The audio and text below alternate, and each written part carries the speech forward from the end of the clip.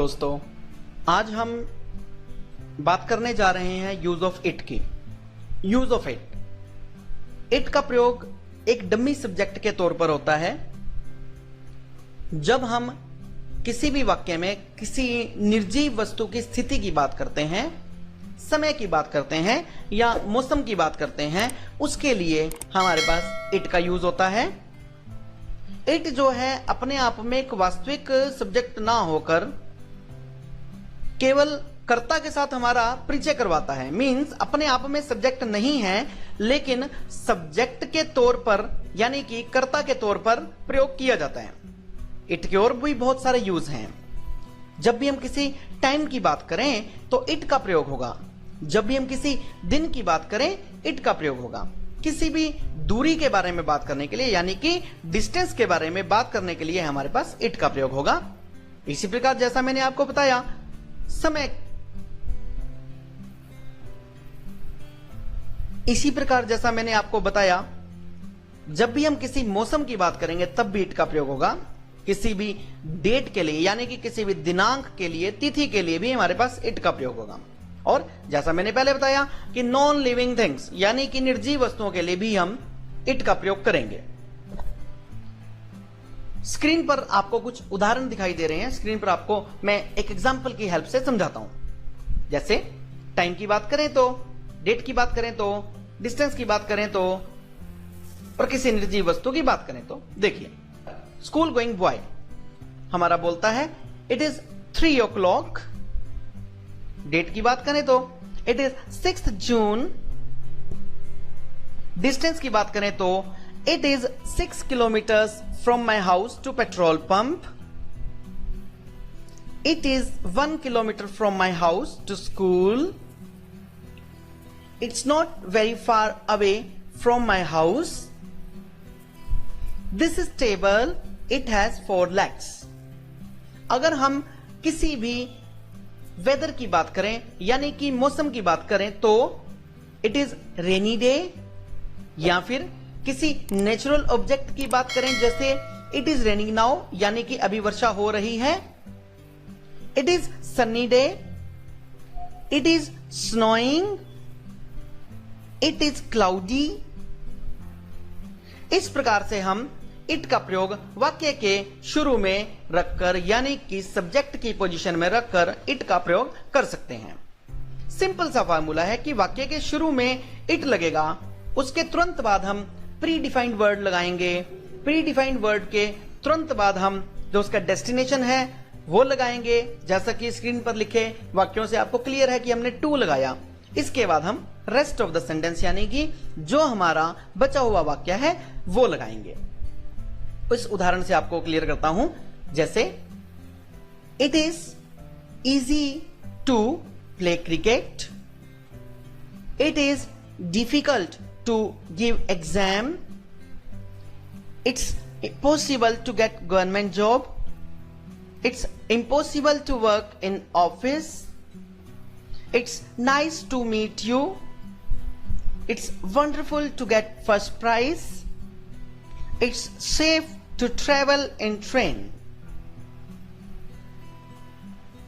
दोबारा से अगर हम इनको नेगेटिव सेंस में यूज करें, जैसा कि अभी हमने इट का प्रयोग सिंपल सेंटेंस में किया था, हम पहले भी डिस्कस कर चुके हैं कि जब भी हम किसी भी सेंटेंस की बात करेंगे सबसे पहले हम उस सेंटेंस को सिंपल में प्रयोग करेंगे, उसके बाद हम उसको नेगेटिव में यूज करेंगे, इसके बाद हम इंट्रोगेटिव में डिस्कस करेंगे यानी कि उसका प्रश्नवाचक वाक्य बनाया जाएगा। जब मैं बात करता हूं नेगेटिव की, नेगेटिव में भी सेम वही फार्मूला रहेगा, लेकिन केवल एक चीज का ध्यान रखेंगे। जैसा कि हमने पहले बताया आपको कि शुरू में सब्जेक्ट आएगा, सब्जेक्ट के तुरंत बाद हमारे पास हेल्पिंग वर्ब आएगी और हेल्पिंग वर्ब के तुरंत बाद हमारे पास नोट आ जाएगा। अब इसको नेगेटिव में डिस्कस करते हैं। सेम वही example. Now see, it's not easy to play cricket, it's not difficult to give exam, it's not possible to get government job, it's not impossible to work in office, it's not nice to meet you, it's not wonderful to get first prize, it's not safe to travel in train, इस प्रकार से अब हम बात करते हैं प्रश्नवाचक वाक्यों की। प्रश्नवाचक वाक्यों में सेम वही फार्मूला जो हमने शुरू में आपको बताया था कि वाक्य के बिल्कुल शुरू में हमारी हेल्पिंग वर्ब आ जाएगी, हेल्पिंग वर्ब के बाद हमारे पास सब्जेक्ट आ जाएगा यानी कि कर्ता आ जाएगा, उसके बाद प्री डिफाइंड वर्ड आ जाएगा जैसा कि आप स्क्रीन पर देख रहे हैं, और उसके बाद रेस्ट ऑफ द सेंटेंस यानी कि बचा हुआ वाक्य जो है हमारे पास वो आ जाएगा। देखिए, is it difficult to give exam, is it possible to get government job, is it impossible to work in office, is it nice to meet you, is it wonderful to get first prize, is it safe to travel in train। इस प्रकार से हम helping verb को वाक्य के शुरू में लाकर उसके बाद सब्जेक्ट लगाकर हम इंट्रोगेटिव यानी कि प्रश्नवाचक वाक्य बना सकते हैं। और अगर हम बात करें प्रश्नवाचक वाक्य के साथ हमारे नेगेटिव की यानी कि इंट्रोगेटिव प्लस नेगेटिव की, तो वो भी हम इसी प्रकार से बना सकते हैं। एक उदाहरण से मैं आपको समझा देता हूं।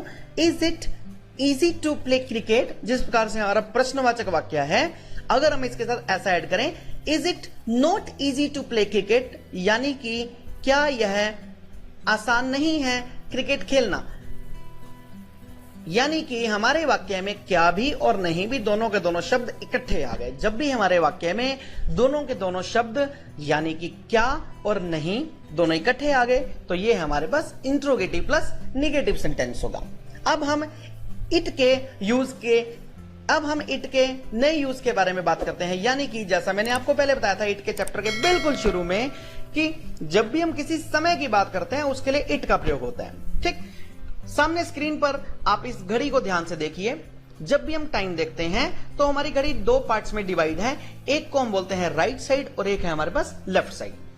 टाइम देखने के लिए एक बात का ध्यान रखिए, जिस प्रकार से हम हिंदी में टाइम देखते हैं लगभग उसी प्रकार से इंग्लिश में टाइम देखा जाता है। और इंग्लिश में टाइम देखने के लिए सबसे खास चीज ये है कि हम सबसे पहले राइट साइड को एक्सप्लेन करेंगे, उसके बाद लेफ्ट साइड को एक्सप्लेन करेंगे। और एक बात का ध्यान रखेंगे कि राइट हैंड साइड पर जो भी घड़ी के हमारे पास नंबरिंग है यानी कि 12 से लेकर 6 तक, घड़ी में हमारे 12 बजे की जो सुई है जहां पर 12 लिखा होता है वो, और उसके बिल्कुल सीध में देखिए जो 6 है वो हमारा राइट पोर्शन है। यानी कहने का मतलब यह है कि हमें गोल घड़ी को अगर दो पार्ट्स में डिवाइड करें बिल्कुल लंबवत, तो जो हमारे दाएं वाले हाथ की तरफ की जो चीज है, जो राइट हैंड साइड पर चीज है, उसके लिए हम जब भी किसी समय की बात करेंगे, जब भी कुछ घंटों के साथ कुछ मिनट बीतने की बात करेंगे, उसके लिए हम पास्ट वर्ड का यूज करेंगे, पास्ट लगाएंगे। और पास्ट के साथ हम चाहें तो मिनट्स भी लगा सकते हैं। ठीक, एग्जाम्पल देखिए, जैसे हम एग्जाम्पल ले रहे हैं 3 बजे से लेकर 3 से लेकर 3:30 के समय का। स्क्रीन पर देखिए, टाइम है हमारे पास 3 बजे का और हम इसको बोलेंगे, हमसे कोई पूछे कि क्या समय हुआ है, what is time by your watch, यानी कि आपकी घड़ी में क्या बजा है, क्या समय हुआ है। हमने आंसर दिया इट इज 3 o'clock, यानी कि 3 बजे हैं।